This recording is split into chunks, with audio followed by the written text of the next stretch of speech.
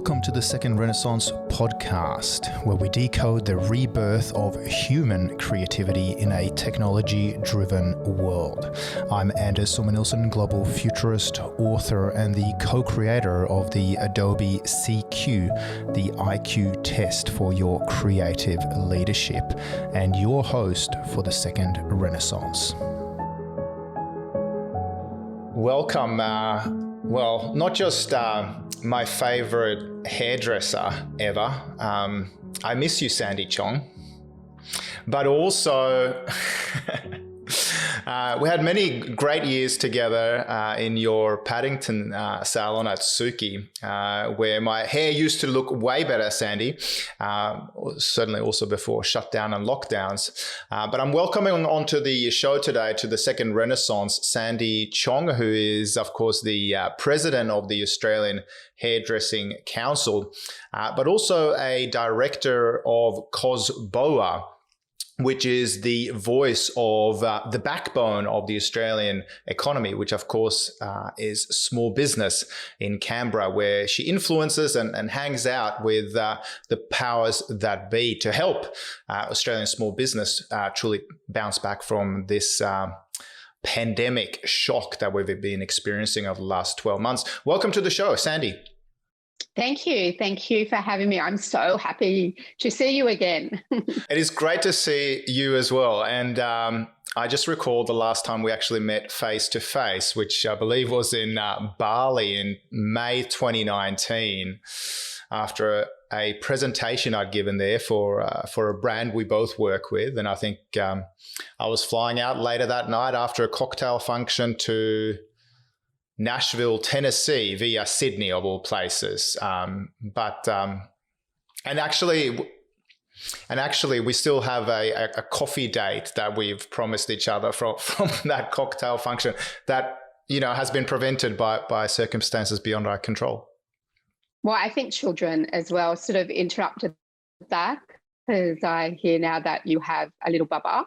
So congratulations. Yes, we do. Yeah, he's keeping us very, very, very busy. Great to have you on the show. I'm super excited. Given how tough I guess business environment has become for small business. I'm super curious what you're seeing both in the beauty industry and the hairdressing industry and small business more generally. It's been said that necessity is the mother of invention. What are you seeing? How are small businesses responding to this pandemic crisis that we've been experiencing? Yeah, so I think for 2021, we all sort of entered the year thinking and hoping that there would be a lot more business confidence and as well as consumer confidence. 2020 was, someone said to me the other day it was brutal. And I thought, you know what, that's a really good word, because it was brutal. Starting off with the beginning of the year was the drought and the bushfires. And I remember we were going to Parliament House and having conversations with the Prime Minister and Josh Frydenberg as well about how we're going to help these businesses that were affected by the bushfires. And, little did we realise at that time that we would be hit with this pandemic that, affected everybody. Somewhere, everybody in the country was affected by the pandemic. So, with small business, we get the statistics for the country on how it's going. And I know that unemployment has picked up and confidence is picking up. However, when we look at WA at the moment, and I guess the reaction of the government shutting down for 5 days so quickly with one case, and then we look at, Victoria at the moment, where there's been one case with a highly, a high concern over this particular strain of the COVID virus. We got knocked about so much in 2020, and we just hope we're not knocked about too much this year. But I think we're a bit more prepared this year, though. We're not quite so panicky, angry, confused. Although there's still confusion there, I must say, about do I wear a mask? Do I not wear a mask? Do I wear a mask? Do I not wear a mask? Oh my God. I mean, you and me, we've been talking for 15 years about, scenario planning and strategy development, the digital analog worlds and future planning and, trends, etc.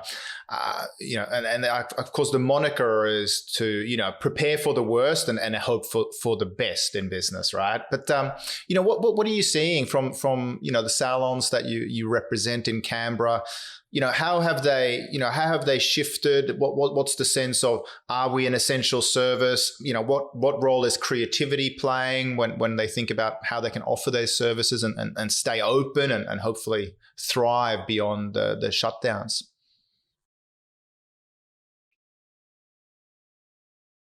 Yeah, it's been really interesting to watch the businesses that have been really resourceful in, because, at the beginning, with the first wave in March, there was really no insight as to how long is this going to happen for. And I guess especially with Victoria closing for the 12 weeks, and with the beauty industry actually closing for a good 6 months, that really did hurt the beauty industry. But it was amazing because we had some incredibly resourceful people decide to sell their goods or services online. And what was really brilliant is some of them were actually selling more in retail than they ever had before, which was wonderful. There's one particular beauty salon that is right out at, she's in Bathurst, I think it is. And, she was selling online and she did better sales in a month than she's ever had before. So it was really great to see that. A lot of the hair salons are selling online and even a lot of the product companies are selling online as well. But, we became an online economy and, a lot of us saved money, though, from not travelling so much, as you know. And even for the association that I work with, I would have spent a lot of money on travelling interstate, and so that certainly changed as well. But I think that when you run a business and you have to pay staff, then those that are just sitting in a better state of mind will always be resourceful. And it's like, well, what can I do? How can I make ends meet? And the government was amazing, I will say that.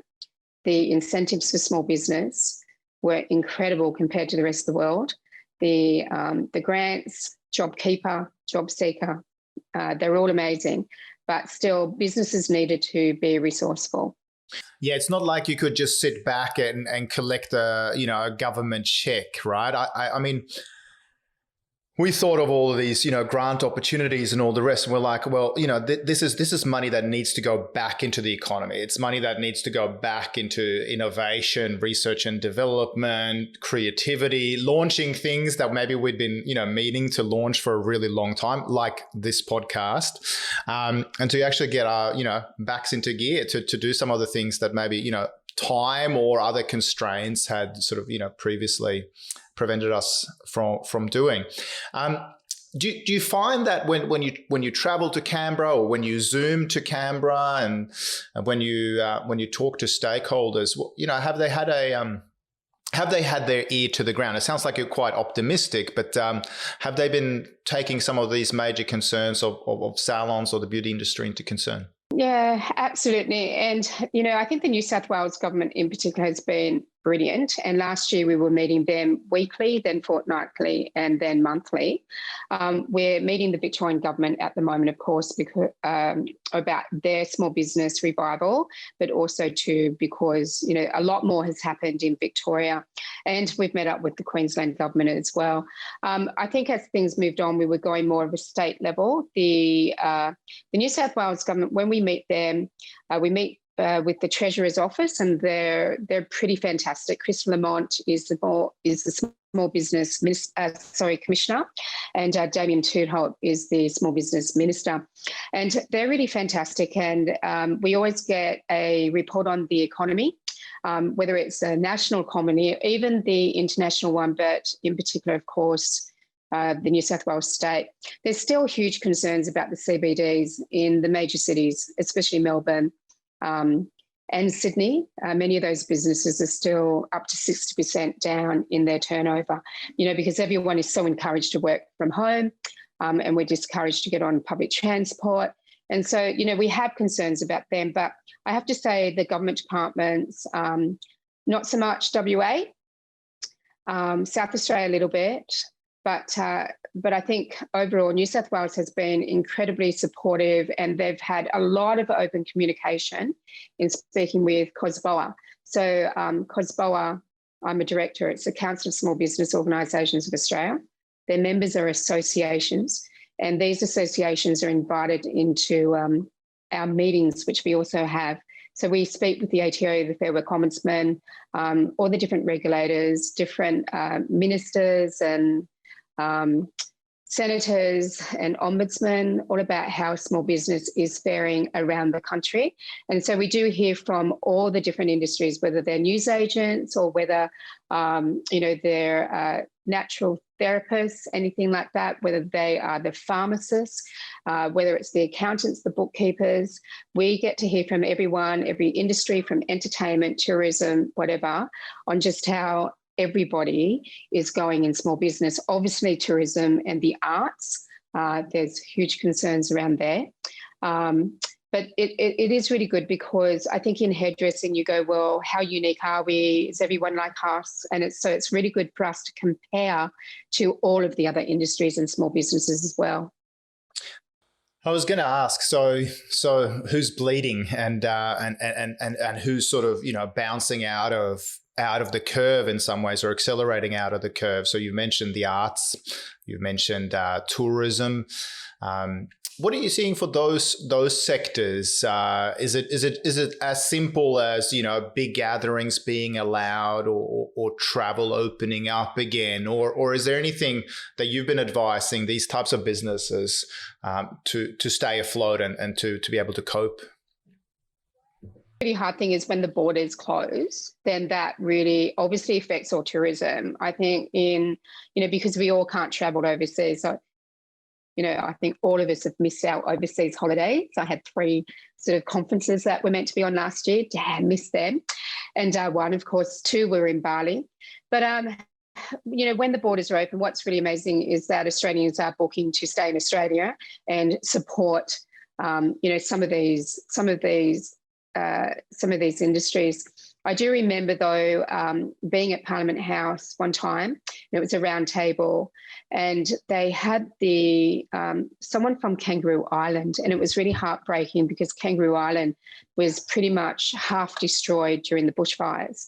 And so I think that what's wonderful is Australians are really trying to support our local communities, or definitely travel within state rather than, just staying at home. For those that have been in lockdown, obviously they can't wait to get out. Okay.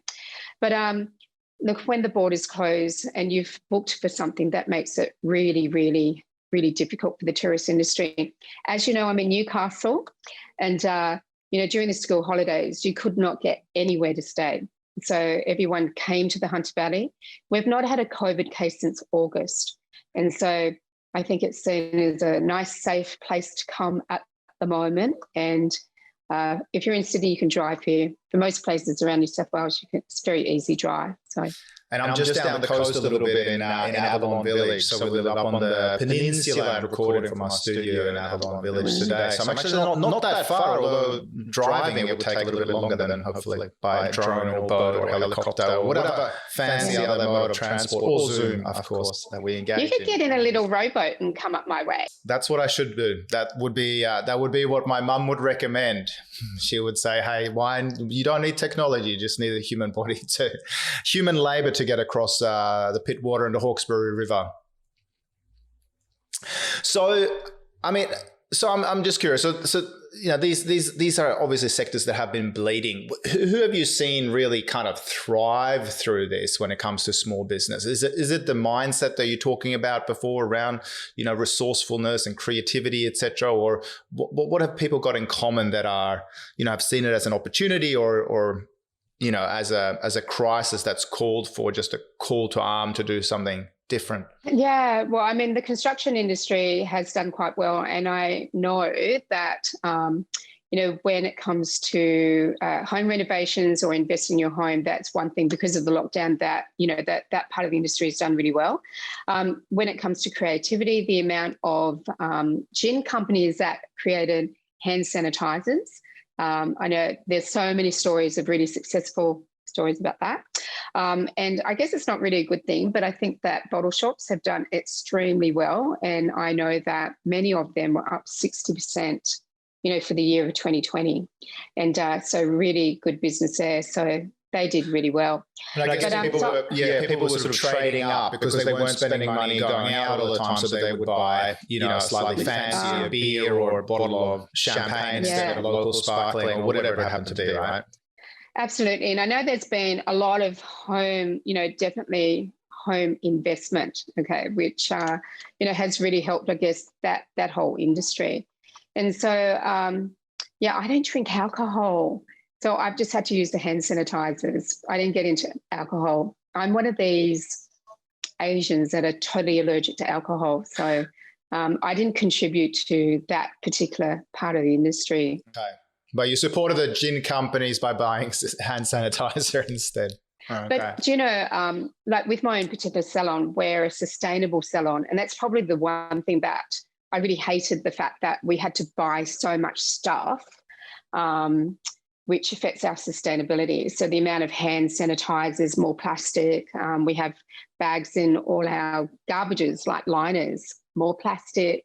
We do go for biodegradable stuff, but we're just very, very conscious of rubbish or wastage in our own salon. And I think the sustainable industry has actually been affected a little bit because we have had to buy more of those things. But that's just me. We have a real commitment to a circular economy and just sustainability. I think that might have been.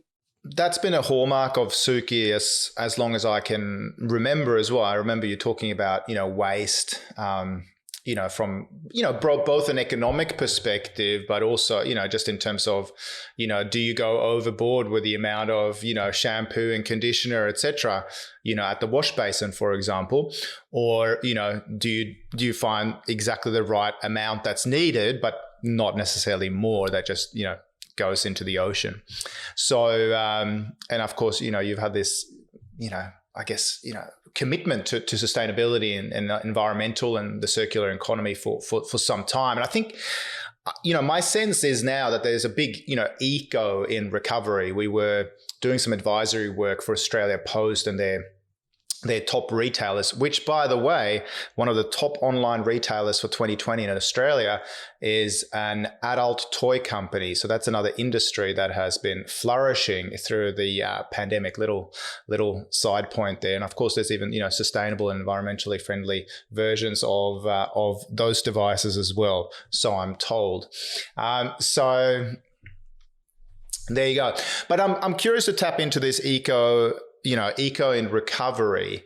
Is that an opportunity, or like a small business is kind of going, okay, we're just in survival mode. We don't have the mind space to think about also sustainability because that sounds expensive. Or have you seen other, small business operators who are kind of going, actually, the eco or the environmental part of the recovery is actually a crucial part of the recovery? I think the message of being a sustainable salon has become stronger and stronger nationally around the country. And, with sustainable salons, which is actually a business. In fact, the guy who is the owner of that is Paul Frasca. And he became the COSBO, a small business champion, in 2019 when we were allowed to have a summit. And it was because of his efforts nationally to just highlight to the hairdressing and the beauty industry is breaking into now as well, the importance of being a sustainable business. So I know that, and that does cost us to be sustainable. It's not cheap. It costs us, quite a bit of money every week. And so I think that with cash flow during 2020, for many businesses, that was a concern because you have to pay to become sustainable. But as now we're coming out of, the pandemic, sort of, I think with different expectations, let's say 2021 is, I think that people are a lot more conscious about taking care of themselves, their community, and also their circular economy beliefs, their values. And it's everywhere. I think everyone does think about that. I am absolutely floored when I see people throw rubbish or, we live at the ocean. I know you live near the ocean too. My husband swims every day. He picks rubbish up all the way along. I don't get it. You know, I get really saddened actually by seeing that kind of thing. So I think people are becoming more committed. And I think maybe because we've all been at home, they've watched Netflix, they've watched David Attenborough, they've watched The War on Waste, things like that. So I think there's a lot more. I think people are starting to really think about what they do with some things. Yeah, and I think there's a real, government commitment from the likes of the, United Kingdom that, renewables and the green economy is essential to the recovery. There's big, hedge funds and, investment powerhouses like BlackRock who are, actively trying to remove board members from organizations who are, anti-climate change or climate change skeptics. I would like to see a little bit more of it from the Australian government, but perhaps you can influence a little bit of that as well, Sandy, to make sure that Canberra wakes up to the importance of the renewable and the green economy as as a place to really invest and double down as hopefully we emerge from this pandemic chaos. Yeah, I think they do need to take it more seriously. I did see a 2018 report on, on a whole process around, climate change. But I just don't think that a lot of it's been implemented. And I really think that it needs to be an absolute priority. Yeah. I think we look at the fires and look at the bushfires over in Perth at the moment. And, we just can't sit back and go, there's no such thing. We just can't sort of be blind to what is happening around the world. We're not the only country that's having these extreme, heat or cold or, storms. We're not the only one. So I think it's such an important subject that must be addressed, seriously addressed. Yeah. Yeah, absolutely. I'm just thinking from a beauty and salon perspective. I mean, it's been said that part of sort of flouting any business credentials as part of the the economic recovery and what's beyond the virus, hopefully, is to make sure that we're considered, at least in the minds of our customers and our consumers, clients, as an essential service, as something they kind of have to spend on. I mean, essential service can have different meanings, and I guess we got to know it in 2020 as the bakery, the butcher, our Woolies, our Coles, etc. Our nurses, our unsung heroes, etc. Right? But you had some pretty powerful views about both, I think, the beauty industry, but certainly the hairdressing industry, about whether you were an essential service or not, and the sort of implications of that. You happy to share some of those thoughts? Yeah, sure. I mean, with the first wave of the pandemic in March, and when that happened, and much of the country was put into a bit of a lockdown, hairdressing was not closed. And in not being given a government directive to close made it very, very stressful for our industry for a number of reasons, actually. If we take health and safety first, we can never distance at 1.5 from a customer. It's impossible to do. And you would have known that all over Facebook and social media, all these silly things with people, shampooing someone with the gloves on the end of a broom and stuff like that. And that's exactly what it's like. You cannot social distance in hairdressing, end of story. And so in the very beginning in March, when Scott Morrison gave us a 30-minute flip-on haircuts, that confused everybody. But the issue was the fact that we could not get hand sanitizers, we couldn't get masks, we couldn't get any kind of sanitizing agent or product to wipe over all our surfaces. Back then, we weren't doing the QR codes. There was nothing available for us. So from our perspective, we had to consider many things. First of all, is health and safety of our salons, our workers, and also our community. But then what became really important after that was, because the Fair Work Commission had not changed provisions with for COVID, that didn't come out until I think it was the 8th or 9th of April. It made us very vulnerable in business. When you've not been given a government directive to close, then it makes you vulnerable to litigation. And we need to be really, really protective of our small business operators, small business owners. So we couldn't negotiate with landlords because the landlords would say, but the government told you to open.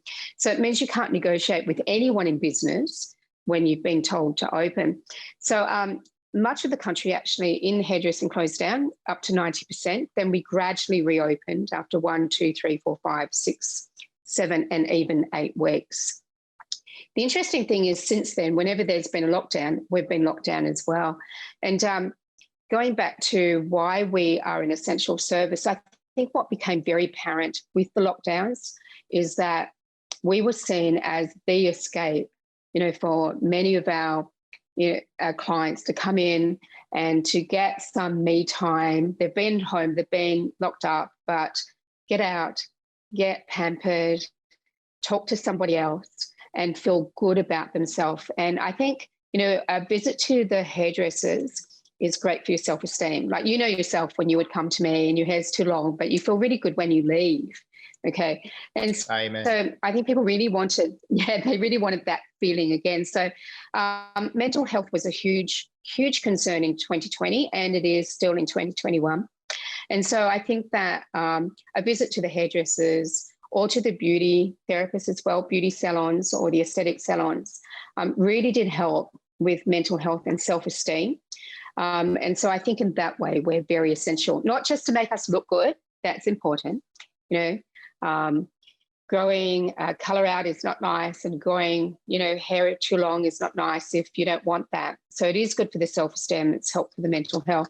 It just is time out for some people, So I think that, I think it's interesting that we are often closed now and we are masking up, right now as we speak, but they're masking up in Melbourne again. Yeah, it's a couple of reflections. Firstly, the idea that it's time out for oneself. I know personally, but also from my wife Nicole, like, just if we don't feel like we have an hour every month, or 2 hours or 3 hours for some coloring, in her case. It's also a symbolic act of, as a mother of a young child, that, Nicole still has some time to look after herself and, her both aesthetics, but also her mental well-being. It's like a little oasis coming into, to one of your salons. And I think what was really hard was the beauty industry. The beauty industry has really suffered with 2020. Imagine your business being closed for 6 months. Right? You just can't quite imagine that. And, you lose your staff, you lose your clients, etc. And yet the beauty industry is the one industry that does infection control training. Hairdressing does not do that. And so it was really interesting, but I don't think that the beauty industry had really great representation. And so they didn't have anyone really to lobby on their behalf. But, if you go to all the beauty salons that I go to, they're spotless. They're totally clean. They're beautiful. And I know there's some dodgy brothers out there, but that's in all trades and all industries. But overall, beauty salons, are really clean, hygienic places to go to. And generally you're in a cubicle, so there's 2 of you, so you're not with all these other people. And it would have been nothing for them to mask up, or to put the visors on with the mask. And yet they were closed for 6 months. So that industry, we sort of, they're our friends in the industry, we might say. And so that was really difficult for them. So the AHC, the Australian Hairdressing Council, has actually helped another association to launch this year. It's called the ABIC, the Aesthetics Beauty Industry Council. So watch this space, because they will then be talking about their own industry, the beauty industry, because they had no representation. There you go. The other thing that's striking here, I think, is just, actual government directive as well. Because having wishy-washy or too many grey zones, I think, during the pandemic has always led to behavior that has either, spread the virus, whether it's been confusion about mask wearing or not mask wearing, whether we're shut or open, whether you need to check in or not check in, it's affecting tracking and tracing, etc. So, and I know if just, from our own perspective, and this has been obviously impacting lives and livelihoods around the world, but, for my mum's business, and the story of her 104-year-old menswear store in Stockholm, this, the pandemic became the death knell. But in Sweden, which kept its economy supposedly open, they've failed, from a government perspective, to either protect lives or livelihoods. We have much higher incidences of transmission or people affected by COVID. Our numbers compared to our neighbors in Finland, Norway, Denmark, are sky high when it comes to COVID deaths, but also the economy has not been protected. And, my parents, stores entering voluntary administration and then mum selling the business in a forced sale, essentially, it's a terrible story of where the only choice for them, because they were allowed to keep open, there was no sort of differentiation between essential services and otherwise, but people really just spent on essential services, toilet paper, right, and food in the initial stages, and so. For my parents, the only option and the only government support at the time, back in March, April of 2020, was to remortgage the house, and they're both in their late 60s. Dad's turning 70 this year, to take out more loans to try and essentially through capital raising or debt equity, get through the pandemic with no real clear sights as to what was going to happen in the future. And certainly the Swedish government's been very wishy-washy in terms of how it's, trying to battle this thing. So they failed to, from a government perspective, either protect lives or livelihoods by being extremely wishy-washy, and not, I would much rather a government step in and go, okay, we're closed for 3 weeks, but there's going to be some government support. There's going to be JobKeeper. There's going to be JobSeeker. There's going to be innovation grants, etc. And knowing that, okay, well, let's shut the doors, and you have the clarity of that. You're protecting your staff, but at the same time, you have confidence in your, local, regional, national government that, that your taxpayer money is going to go to something valuable, hopefully.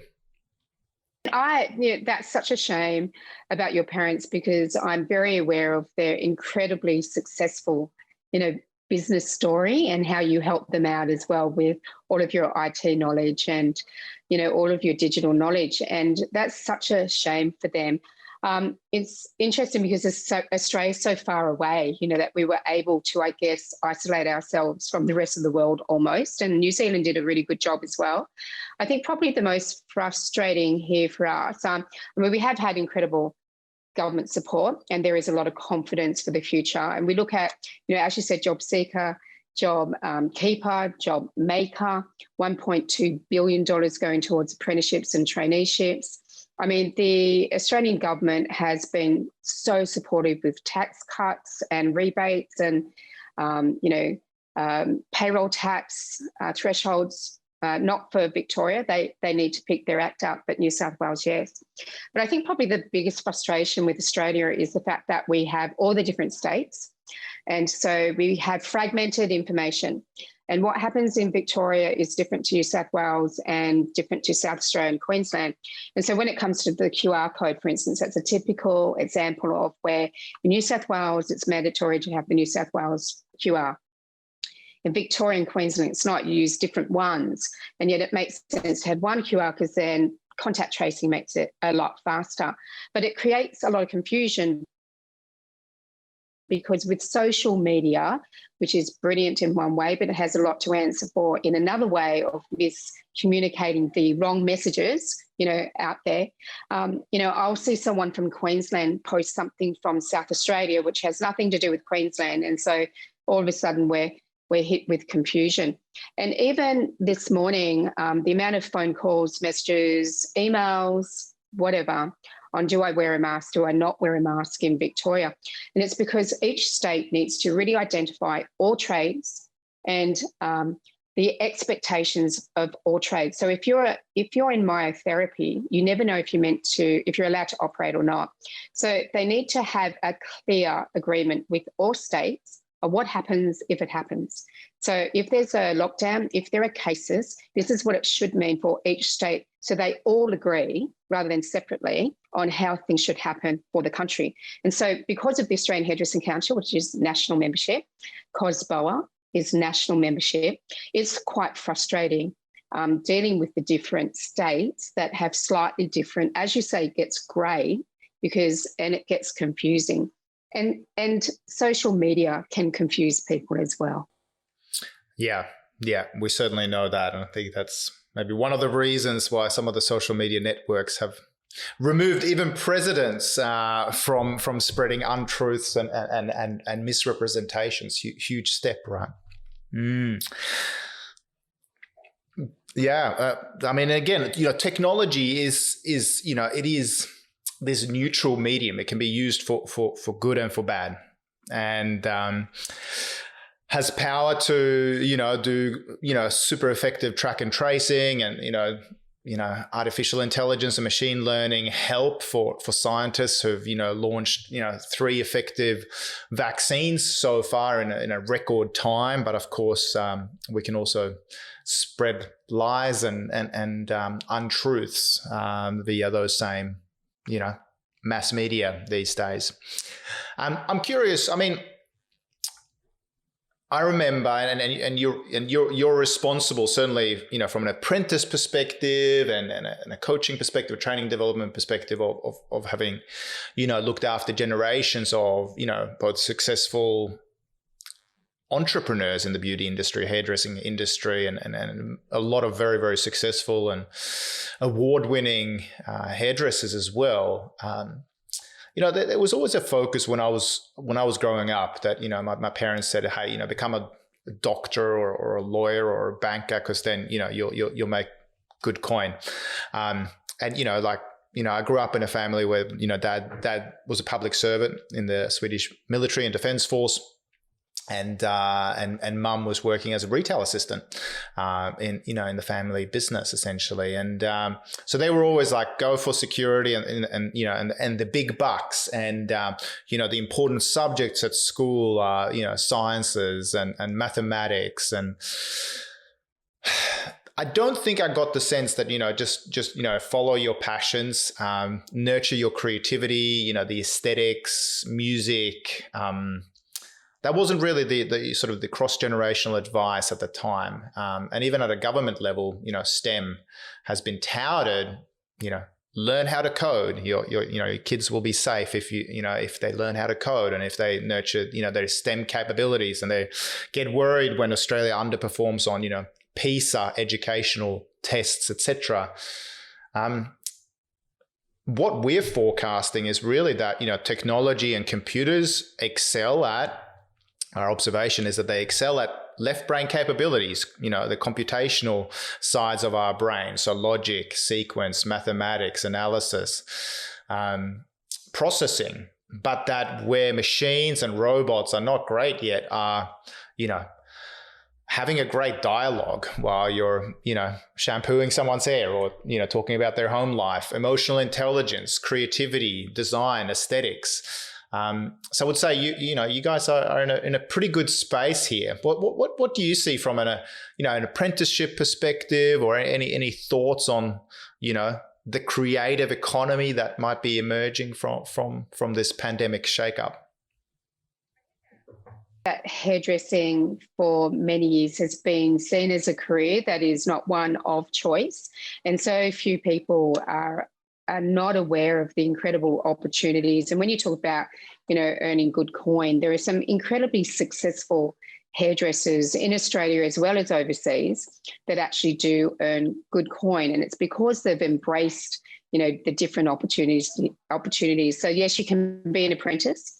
And yes, you can open a salon, you can be an educator, you can travel the world, work on TV, work on films, work on stage, do all the editorial photo shoots, magazine shoots and whatever, and be as creative as you want to be.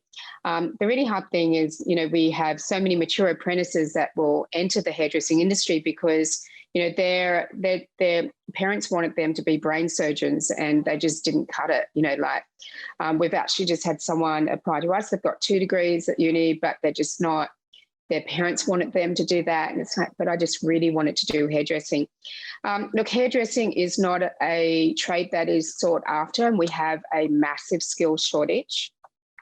And I've been lobbying the government since 2019 to not take us off the skills migration list. And it's really difficult too with the pandemic because we can't get skilled migrants into the country until after 2021. And hairdressing has a huge shortage, massive shortage of skilled hairdressers, ones that have really great qualifications, that have upskilled their talent and that are very creative. But hairdressing is very different to left brain people. And I actually remember a meeting in Canberra one time with the ATO where it was a small group, about 15 people we were put into teams.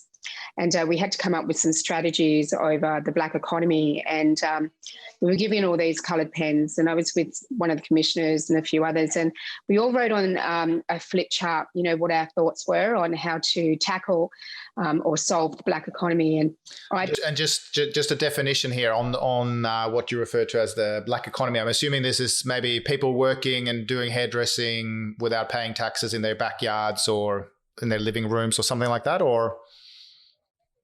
In the top 3 with construction and cafes. So the Black economy is people not doing backyard stuff, not paying their taxes.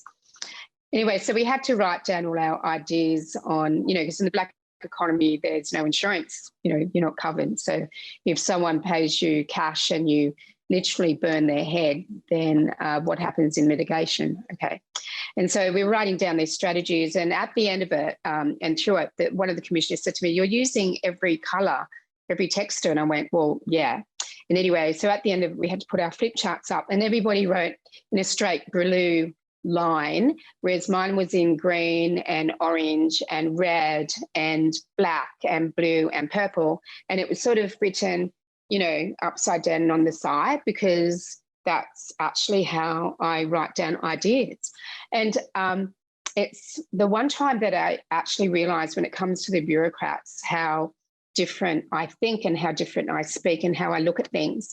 And, it actually looked like a dog's breakfast, to be honest, compared to their nice, neat, bureaucratic lines. Mine was all over the place. It was probably one of my biggest learning ever curves where I realised I talked differently to them. I had a meeting with the Department of Home Affairs, Education and Employment last year, and I took a roundtable of our members, and one of them said to me, "You sound like them now."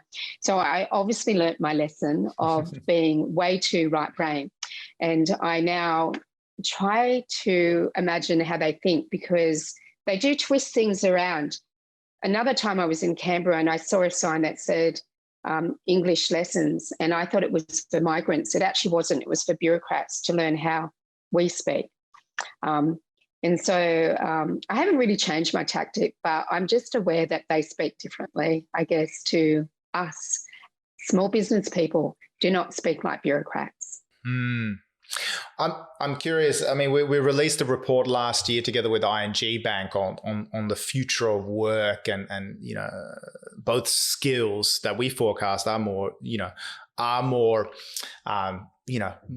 right-brained, that will be in demand in the recovery economy. And obviously there are skills that I've just alluded to, such as creativity or entrepreneurship and innovation and emotional intelligence. I mean, and these things are good things. That these are things that are also trainable, and there's great psychometric tools like the Herman Brain Dominance Instrument, for example, that we can use to kind of map an organization's thinking and their diversity.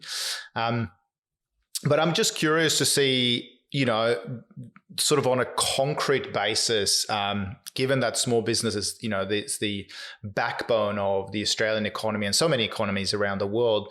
What are you looking for when you're recruiting and accepting apprentices into your business? What are the things that you think will make a successful candidate? Because looking at candidates now is very different to looking at them 10 years ago. In fact, they interview you. You don't really interview them, I find. And I guess I think when I look at a candidate, it's looking at who's going to fit in with our culture and obviously with our brand. So we have a particular brand because, we've always considered Suki hairdressing to be a bit more of a fashion brand. We're not overly glamorous though. So, and we have got our values. We're all animal lovers. So if someone walked in a fur coat, well then, they're not going to get a job with me. But I guess I look at their, the things that are not skills, because we can teach skills. Everything has to do with their attitude to everything, to life, to each other, how they treat people, how they speak. Their self-esteem is important because hairdressing is all about being out there a little bit with people. So if you don't like people, then hairdressing is not for you. So I guess with our candidates, we look for all-rounders, those who obviously present well, but that even in itself has changed over the years. They can rock in thongs and jeans, and that always surprises me. But if they've got a really great personality and they learn fast and they've got initiative and common sense, and we can see that they have integrity and they're a caring person, well, then that's certainly a big step over the line for our particular salon. And I guess they're the first things that we look for. It's very difficult to see someone's true character, I think, for probably a good 12 to 16 weeks. And that's when it really comes out, because we call it the honeymoon period before, where they're probably acting like they think you want them to act. Mm-hmm. So we're really looking for that person. And we have 4 values in our salon, and it's integrity and honesty and loyalty and respect. So I guess we look for them, those values coming out in a person as well. But, I think in an interview, you just want to see someone who's genuine and someone who's really excited to be there, and who wants to be there as well. Nowadays, it's pretty exciting if someone turns up to an interview, which is pretty sad. Yeah.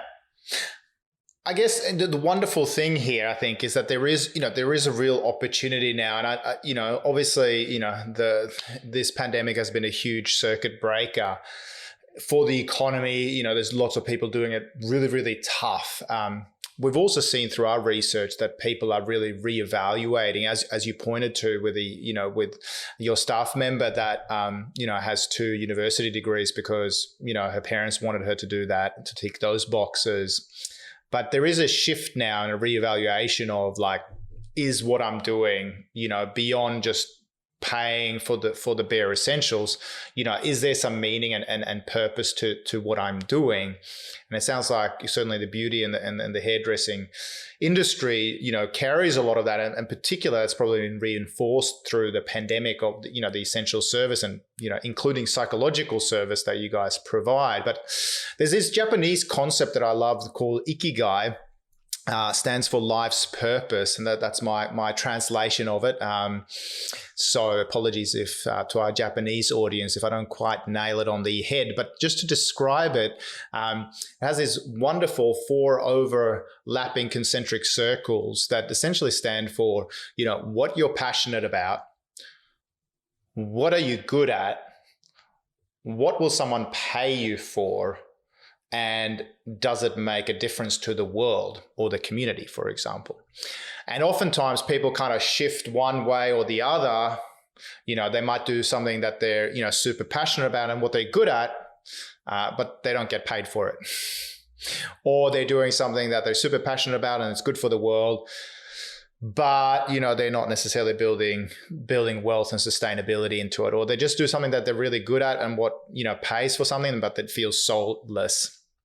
So I think there's an opportunity now for people to kind of embrace all of those parts, and I think also augmented by technology, which tends to do for us some of the menial and maybe even mundane things that we as entrepreneurs or as talent, etc., don't like doing, such as punching spreadsheets, for example.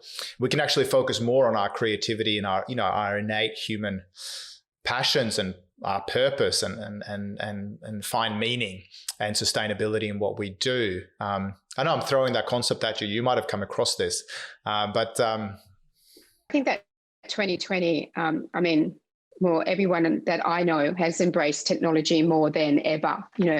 My bum is so sore from so many Zoom meetings, but just even with my own staff, I think that out of all our seniors, I think there's 8 or 9, only one of them is full-time, okay? And 95% of our industry is female. But it's interesting, we've found that a lot of our industry is going towards part-time because they're looking for that balance as well. They're looking for working in hairdressing, but maybe doing something as well, as you say, because there's that, well, what am I truly passionate about? And yes, they would be truly passionate about their hairdressing career, but they also might have other interests whether it's music or whether it's painting or whether it's whatever. And so I do believe that, not just in Australia, but worldwide, everyone has relooked at their values. I actually decided I wasn't going to speak to so many idiots this year because it was quite interesting last year. It was actually, for so many people, emotional. And I made a pact with myself that I was going to not speak to so many silly people. But, in the first part of the pandemic, wow, people were really attacking the Australian Hairdressing Council. I had someone call me a mass murderer for not shutting the industry down, okay, a doctor. And it's like as if I can do that anyway. But, some things like that. It's really interesting the way people reacted last year. And then you could see the anger, the confusion, the uncertainty, the frustration settle into more of an acceptance. We actually used a psychologist last year to explain how the pandemic was making everyone feel. And it was the same as grieving. You go through the 5 stages of grieving. And the last stage is the acceptance. And I think that people are more accepting of the fact that 2020 was brutal. 2021 is about planning, understanding, and what happens. How are we going to do this? If it happens, what are our plans? And even I've sat down with my staff and gone, okay, if we get locked down, what are our plans going to be? Okay. So I think that, what you say is really interesting because I also believe everyone is thinking more about their friends, their family, their health, their time out. What are they truly passionate about? Is it so important to get paid as well? Yes and no. I think it's more important to be happy, to be healthy, and to be passionate and to actually have a purpose. And I think I'm someone who's really believed that you always have to have a purpose. That purpose doesn't have to mean I'm going to make a lot of money. I know that I have a certain purpose. I have quite a few of them, in fact, and not one of them leads to money, but they're definitely things that I'm passionate about, okay? And so I think 2020 definitely let people really think about what their true values were, what their true passions were, and what their purpose was. Yeah, too true. And I think, one thing that I take away from that as well, beyond just the acceptance that you're highlighting there, is just the fact that people are back into, future planning mode, or kind of going, hey, we're accepting what's been in 2020. We know there are going to be some rough patches, no doubt, during 2021, but they are reevaluating and seeing how they can really, shape the future of their companies, be they large or small. Given the biofeedback we just received from you as well, Sandy, of sore backsides during Zoom calls, I'll take that as a gentle nudge and as a hint that we're probably into the end zone of this conversation. And I must thank you for all your wisdom, but also for the compliment of not qualifying as a silly person, because we're still having this conversation. Thanks for hanging out on the second Renaissance. It's so cool to see you. And I know it's not face-to-face, but not many of my meetings are face-to-face. But yeah, I really did love doing your hair in Paddington. And, we had some great conversations, and I like traveling with you as well. So, well, I think that we do owe each other that cup of coffee. Yeah. And extend it to dinner or lunch. And, I'll get to the Northern Beaches at some point. Sounds good. Welcome across. Love to your parents too. I hope they're okay. Yeah. Yeah. The good thing is that they now have time for FaceTimes and story time via WhatsApp and the iPhone with my son Lucian. So it's actually a lot more quality time, even though it's just digital at the moment. So thank you very much for hanging out.